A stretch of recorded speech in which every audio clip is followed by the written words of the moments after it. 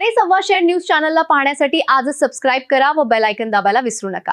नवीन video पाहण्यासाठी आजच आमच्या चॅनलला फॉलो करा। तसेच आरोपींवर कठोर कारवाईच्या मागणीसाठी SP कार्यालयासमोर बेमुदत आमरण उपोषण। अहिल्यानगर दिनांक 27 ऑगस्ट। जामखेड तालुक्यातील 15 जून 2026 रोजी घडलेल्या मारहाणीच्या घटनेतील आरोपींवर कठोर कारवाई करावी तसेच न्याय मिळावा या मागणीसाठी अनिल साईनाथ पवार व त्यांच्या कुटुंबियांनी गुरुवारी दिनांक 27 सकाळी 11 वाजल्यापासून अहिल्यानगर येथील पोलीस अधीक्षक कार्यालयासमोर बेमुदत आमरण उपोषण सुरू केले आहे। उपोषणकर्ते अनिल पवार यांनी दिलेल्या माहितीनुसार त्यांच्या मुलगी चिवली हिला सोन्या उर्फ रोहित दिप्या काळे याने पळवून नेल्याप्रकरणी जामखेड पोलीस ठाण्यात गुन्हा क्रमांक 31/24 दाखल करण्यात आला आहे।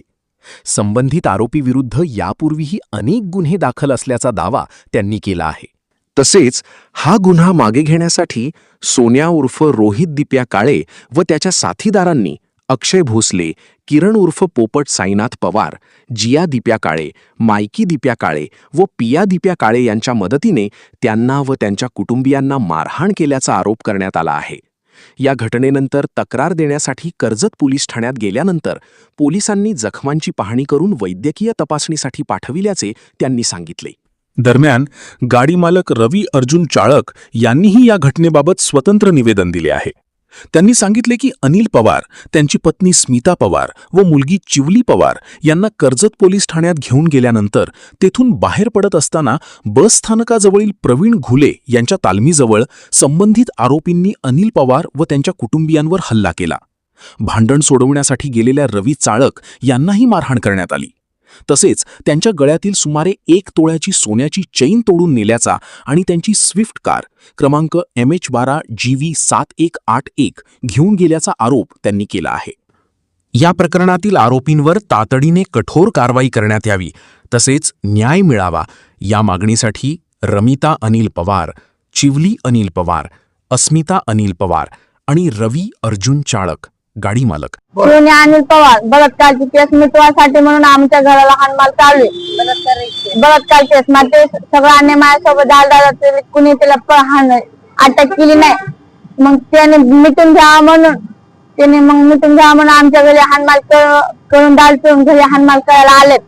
आम्ही कर्जत पोलीस स्टेशनला केस करायला गेलो तर तिथे आम्हाला डबल हाणमार झाली। भाड्याने गाडी करून आलो तर तिथं त्या गाडीवाल्या दादाला हाणमार करून बस स्टँड पासून गाडी त्यांनी सगळ्यांनी नेली। गाडी फोडून टाकीतली तिथं। आणि ते काय म्हणले चोरीला, पोलीस पण म्हणले दादा चोरीला गेली गाडी, आमची कंप्लेंट घ्यायला गेलते। आम्ही 2दा-3दा जाऊन आलो, आम्हाला पोलीस स्टेशनला हाणमार करायला जायला आले। ते 2 महिने झालेत आमचे घर सोडून आम्ही बाहेर रस्त्यावर बिल मध्ये राहिला। जी पोरगी कार्यक्रमला गेलती, माझी पोरगी कार्यक्रमला गेलती, ते जामखेड बस स्टँडला आलती म्हणल्यावर ते काय म्हणली की चिवणी पवार तुला मी पाटेवाडीमध्ये सोडतो। तिने काय सोडले नाही, माझी पोरगी डायरेक्ट तिने जंगलामध्ये नेली म्हणल्यावर फार ते अत्याचार माझी पोरी संग झाला, तिचा पोरी संग अत्याचार झाला। तरी बी मैंने ते 15 दिवस जामखेड पोलीस स्टेशन सुद्धा केस माझी घेतली नाही तर मग परत 15 दिवसांनी नंतर ती केस घेतली तिने घरला अटक केली। तरी मला बाबाची आपलं काय वाढवतं घेणार नाही, आपलं थोडंफार मिटून घ्या। तरी 2 वर्ष झाले ती माझे नादी लागले नाही। 2 वर्षाच्या नंतर माझे नादी घरी येऊन त्याने हाणमार करायला लागले, माझे आणि बारकी पोरीवर अत्याचार करायला लागले ती लोक।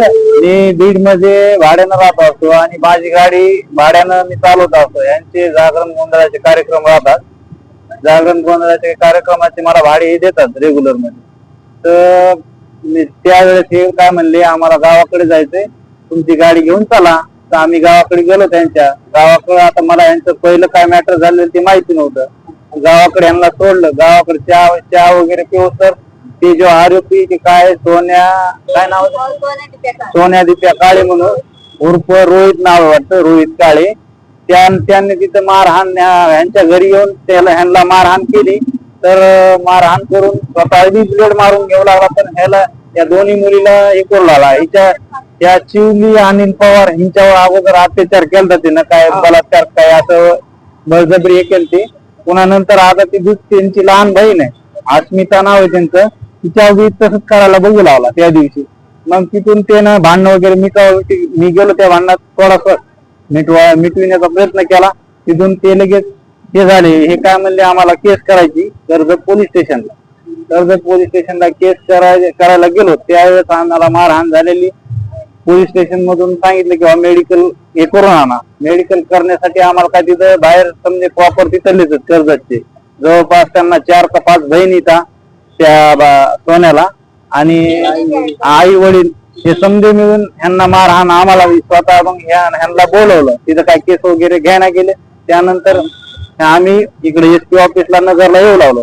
15 ते 20 किलोमीटर आलो. त्यानंतर नगरसेवकाचं नाव काय तर ते माजी नगरसेवक बापू शेळके म्हणून त्यांच्या ते म्हणले बाबा या मी कसे पोलीस स्टेशनला केस करत नाही मी बघतो या म्हणले. मग तिथून आम्ही रिटर्न गेलो. तालमी कसे डबल आम्ही थांबलो. मग ह्या सर्वजण तालमीमध्ये आतमध्ये गेले. माझी गाडी साईडला लावा म्हणून मी हे केलं. तर त्या टायमामध्ये माझ्या गाडीला समजायनं भरपूर जवळपास 20 ते 25 जण होते. गाडीला घेरा घातला. गाडीला घेरा घालून गाडी फोडली. मला बी बाहेर ओढलं. काच वगैरे फोडून माझ्या अंगावर शर्ट वगैरे फाडलं. 1 तोळ्याची चेन होती ती बी त्यानं हे केली.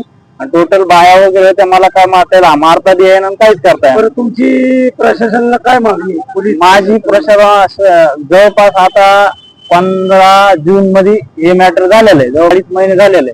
पोलीस प्रशासनानं आणि प्रोसेस आहे ती फास्ट करू आणि काय कालावधी जे आहे 4-5 दिवस द्या आम्हाला. तात्काळ तुमचं काय आहे ते काम करून देऊ. मग त्यानंतर